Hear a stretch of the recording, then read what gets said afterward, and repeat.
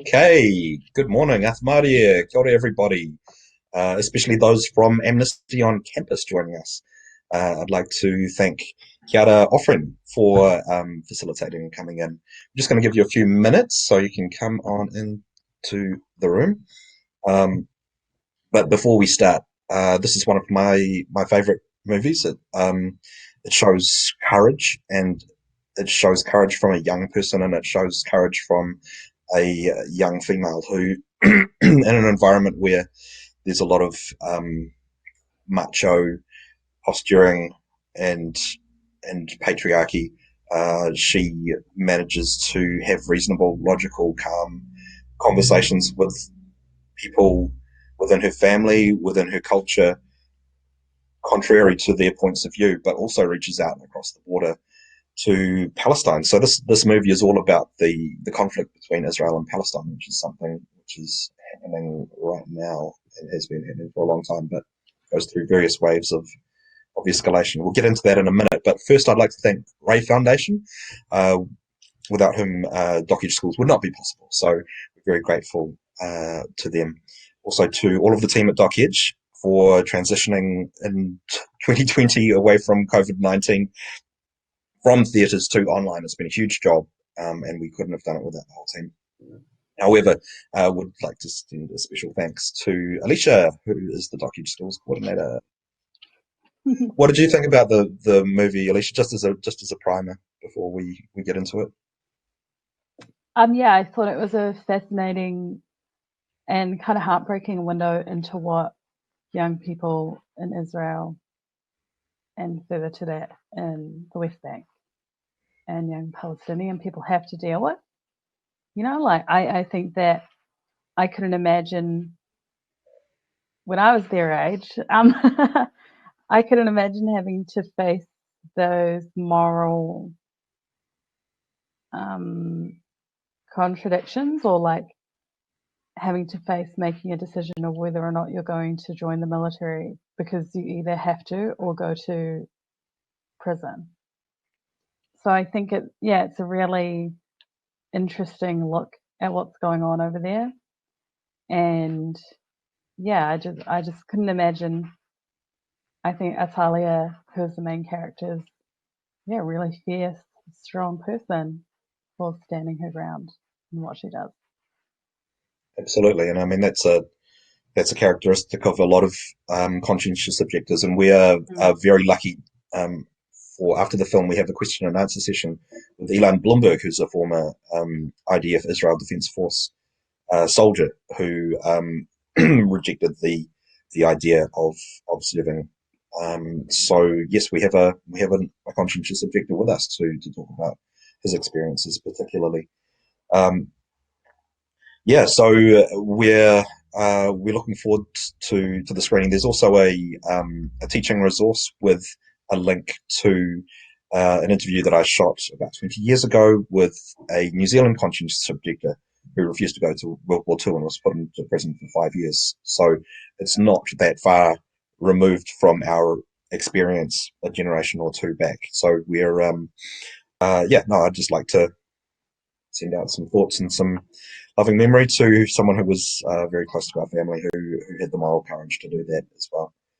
Um, for the moment, though, let's get to the tech biz. So Alicia has put the our email addresses in. If you're having trouble logging into the movie, you can email us on those addresses, and we'll get you set up, and we'll get you to play at the right time, and we'll wait for you in the Q&A if it takes a little bit of time.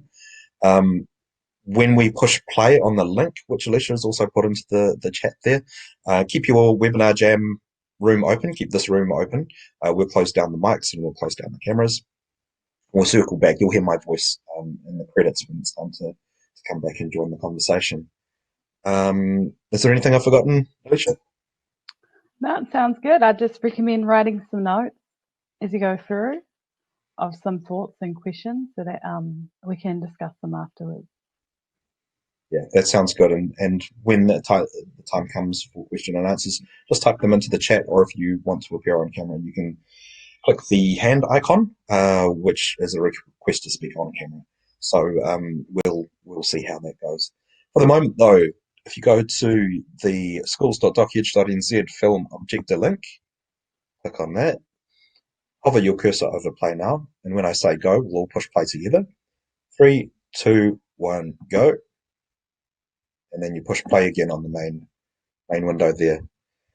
And we'll see you back afterwards for a question and answer session with Elon Bloomberg. Enjoy the show.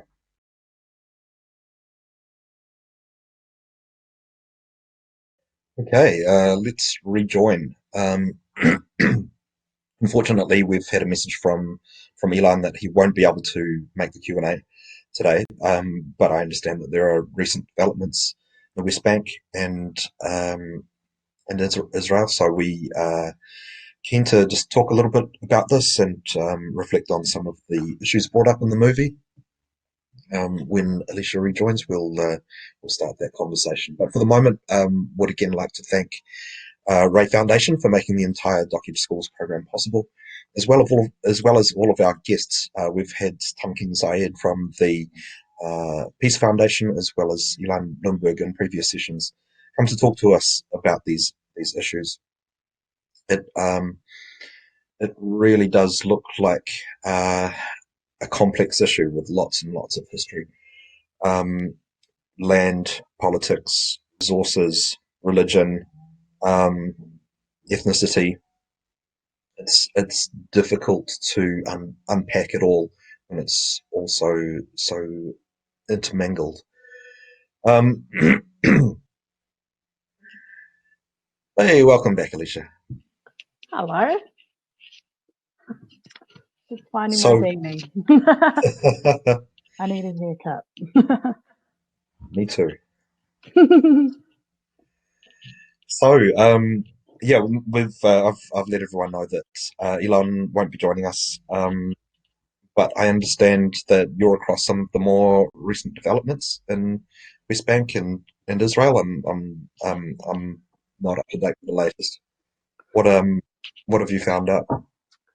Yeah, so my understanding is that today, or when the 1st of July is over there, is that the Israeli military will be making moves to occupy more land.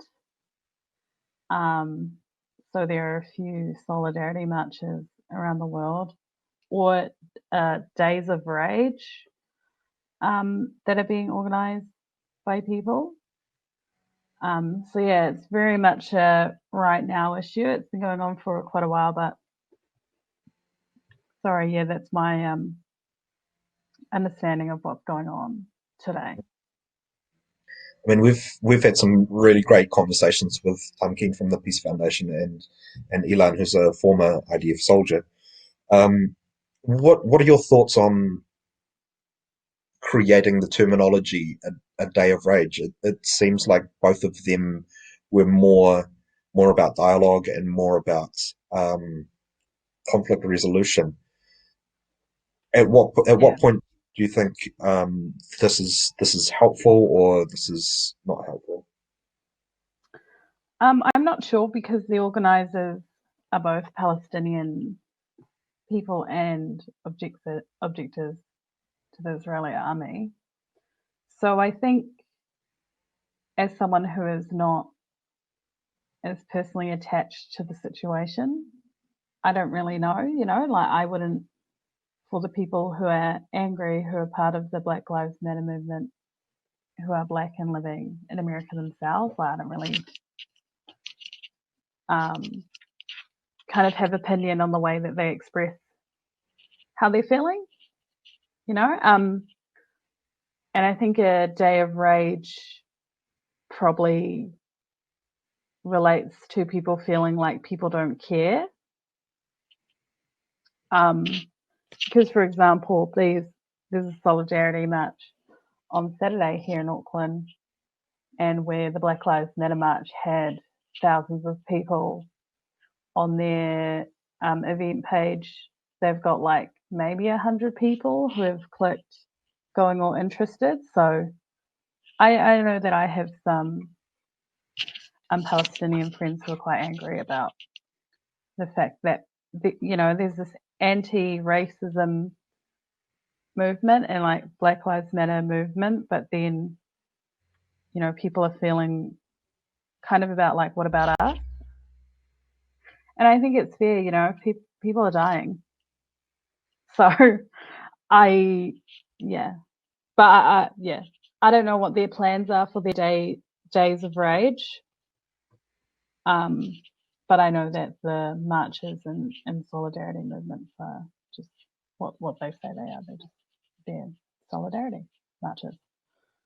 And I think that, you know, dialogue is really good, opening up the dialogue, but I also understand how like oppressed people could be just so over it, you know. Yeah, and talking and diplomacy only gets you so far. I mean, I know that throughout the history of the United Nations is that this has been a um, constant conflict, Mm. and the um, the vested interests aren't interested in hearing what the issues are. So I can understand a point of view where it's like it's necessary to use more, to raise voices or to express anger when it's justified.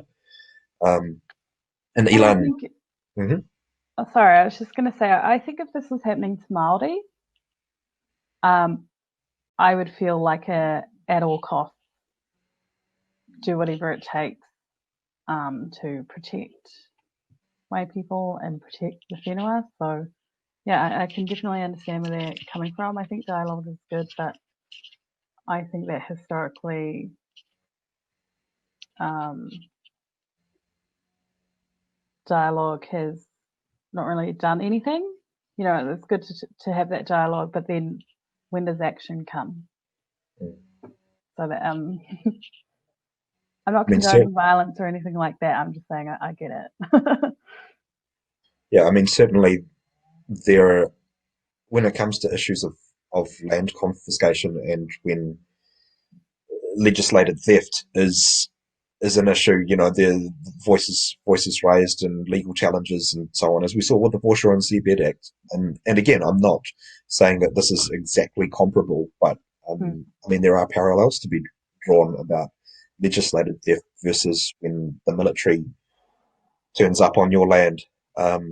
But again, really, that's the essence of the big question, isn't it? Is whose land is this, and Yeah, who exactly. belongs to the land there? And those are probably questions beyond either you or I having Yeah.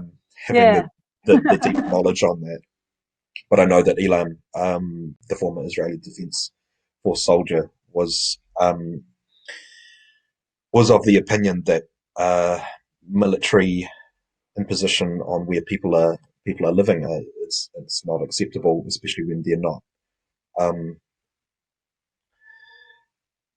yeah, I think he pointed to the fact that after World War II, when uh, Jews who had been persecuted throughout the Nazi regime, they had a repatriation program to go back to Israel, and he said, that was really important to have a safe space. But for Mm. Palestinians, that's where they live. There is no other safe space. There's no other homeland that is where they're from or where they have existed for hundreds of years, if not thousands.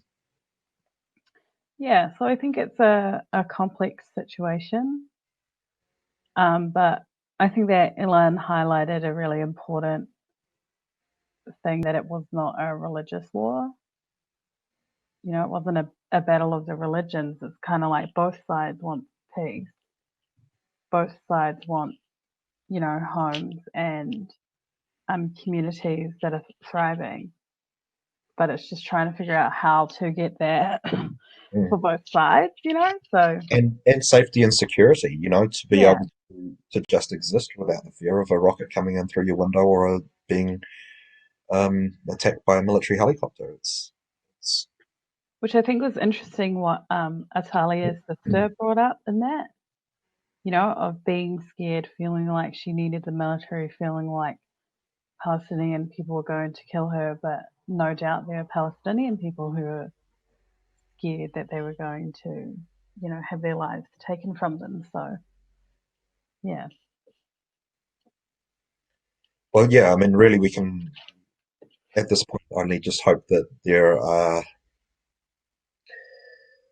avenues being taken, all sorts of avenues. There's again, to kind of cross-pollinate this conversation with Black Lives Matter and the issues of oppression and white supremacy and domination, etc., is that when you're facing oppression, Malcolm X said, by any means available, and that's something you alluded to as well, as if Māori land was being taken by military force, there would be um, by any means necessary. And I think a broader perspective on that is by every means available. And if Mm. you're a communicator, use your skills to communicate. If you're a peacemaker, use your skills to make peace. If you're someone who's able to be on a front line and defend your land, then that's for you. But I really hope that more dialogue at international diplomatic levels can Yeah, take certainly. place to de-escalate any military intervention and annexing um, of land in the West Bank even further. Yeah, and But I think one of the that's just my opinion. I've got to yeah. I've got to say that from my perspective, and something that Elan pointed out is that we all live to our own truth and from our own perspective and from our own experience. And I certainly can't speak to the experiences of Jewish people living in Israel who have lived in fear of attack either. But that's from an external point of view. That is my perspective.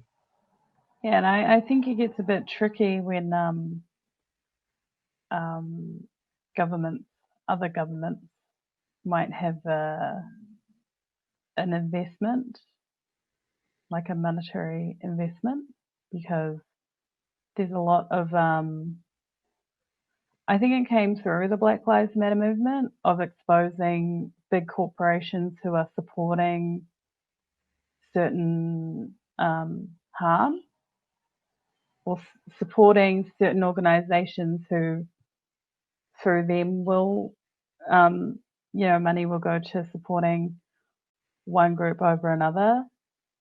So I think it gets really complicated when they are talking about international relationships and when money is involved.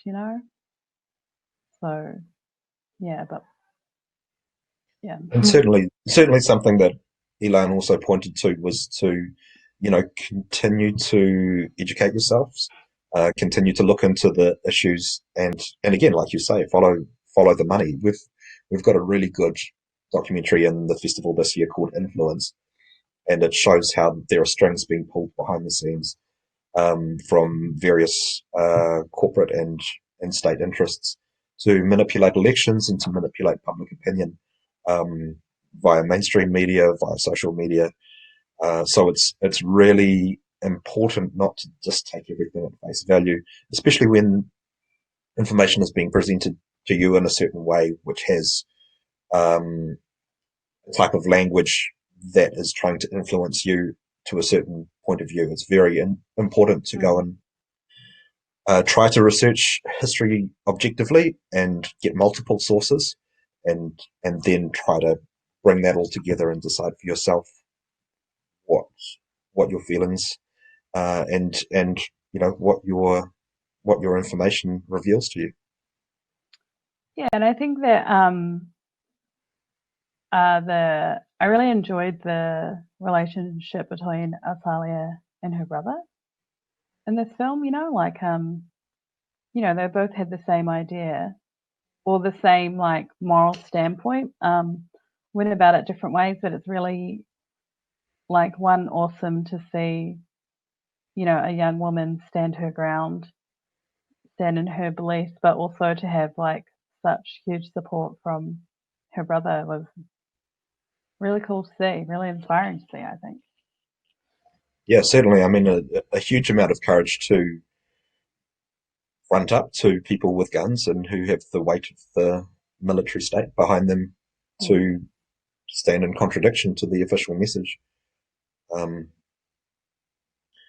yeah, and to continue to stand as well, like you say, it's easy to if you're in contradictory point of view to your state or your homeland to then be like, oh no, that's not for me. I'll scoot around the sides, but to to actually be like, no, this is who I am. This is my authentic self, and I believe something needs to change on the other side, not just me to avoid being um, in a contrary point of view. You know, to actually engage that dialogue and to try and elicit some action from it. Definitely. And I think it's good to like, share your research with friends. Um, so that I know for me, if I research a lot of events that I attend because I know that being Māori, my image has been used in event publicity. So I personally do a lot of research before I go to things. But I also share that with my friends and, kind of be like, is this something we support? Is this going against, like, does anyone know any research on this that goes against what that I believe in?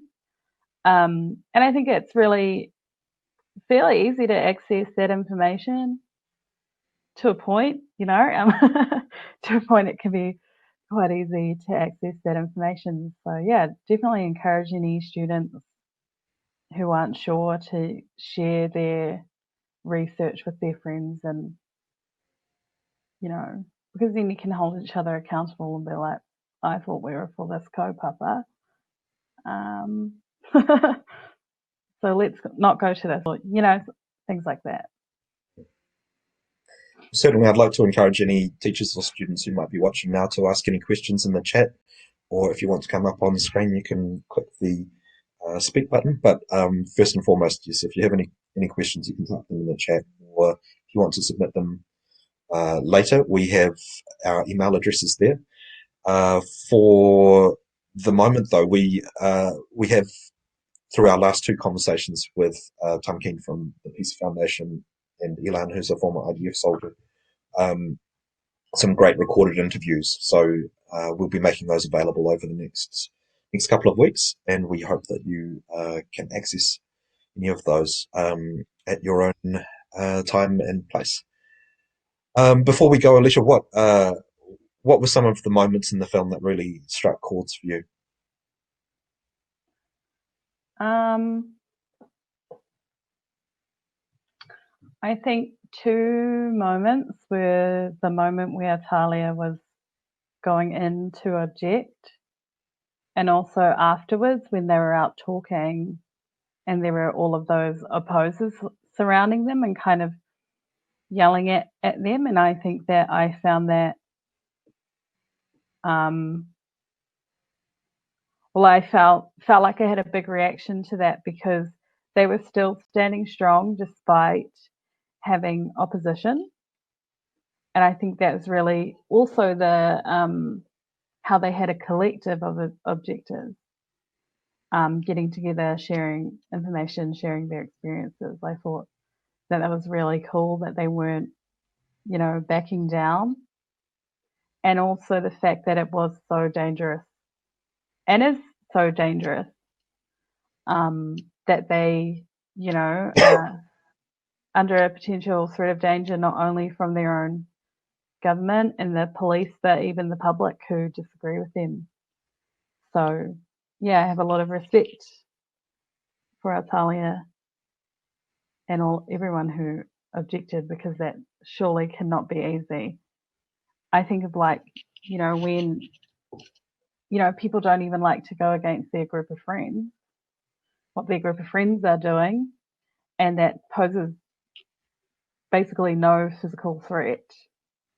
But then to go up against the government, to go up against your community, and at the start, her family, is just, yeah, mind-boggling to me.